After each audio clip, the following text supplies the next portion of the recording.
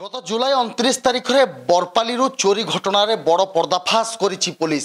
29 तारिख दिन पानी पंचायत टंका धरी एक स्कूटी रखी सामान किणवा जाइथिबा बेले 4 जन दुर्बृत्त बाइक रे आसीथिले एवं स्कूटी टंका लुटी फेरार मारिथिले। किंतु बरपाली पुलिस को बड़ सफलता मिली। बरपाली गंजाम बा आस्का को जाई सीधा सड़क भाव में ए टंका चोरी करथवा अभियुक्त को गिरफ्त करिछि पुलिस। टिके चित्र देखंतु जो 11 लाख टंका चोरी करा जायतला सेथि मध्यरु 9 लाख रु अधिक टंका ये वर्तमान पुलिस जबत करिछि एवं निश्चित भाव में ये जो पंचायत चोरी मध्य करा जायतला जहांको टंका तांको मध्य आगु को फेरा जिवो।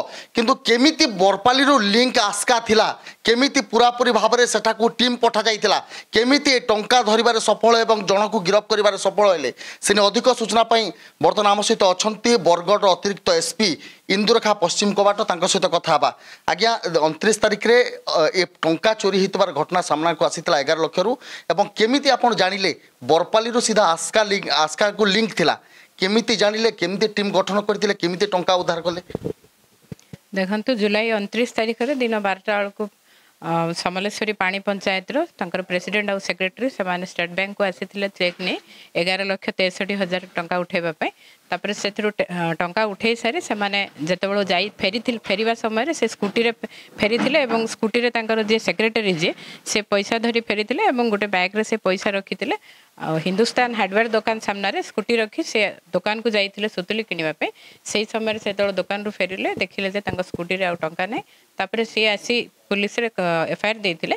तापर आमे सीसीटीवी फुटेज सीडीआर एनालिसिस करी आमे एवं तारंकर जो फोटो आमे पाइथिलु से फोटो बहुत गुड़ा थाना रे आमे शेयर करिथिलु, डिफरेंट डिस्ट्रिक्ट को मध्ये आमे शेयर करिथिलु।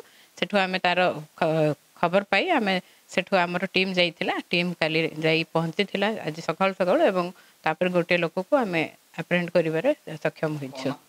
ताना होची दास नीरज आ से आस्कार लोक आमे ताको सेठु धरिबारे सफल होइछु एवं ता हेफाजत रु 9,24,700 टंका आमे जब्त करिछु।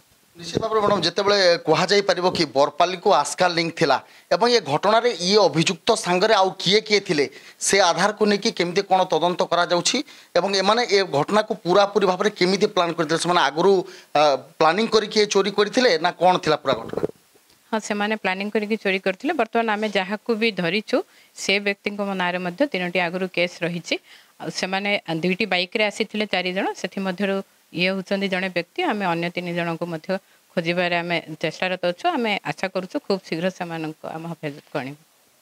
निश्चित भाव में शुणुले जो भाव में आस्कारु आसी बरपाली चोरी करथिले किंतु ए घटना को तन्न तन्न कर जांच करथिला पुलिस 2टी टीम गठन करथिला एवं सीधासलख भाव में आस्का को जाई जो अभियुक्त जनक थिले तांको उठाई वर्तमान गिरफ्त करा जायछि। अन्य 3 अभियुक्त को मध्य खूब शीघ्र गिरफ्त करा जिवो बोली जहाँ अतिरिक्त एसपी सूचना दउथिले।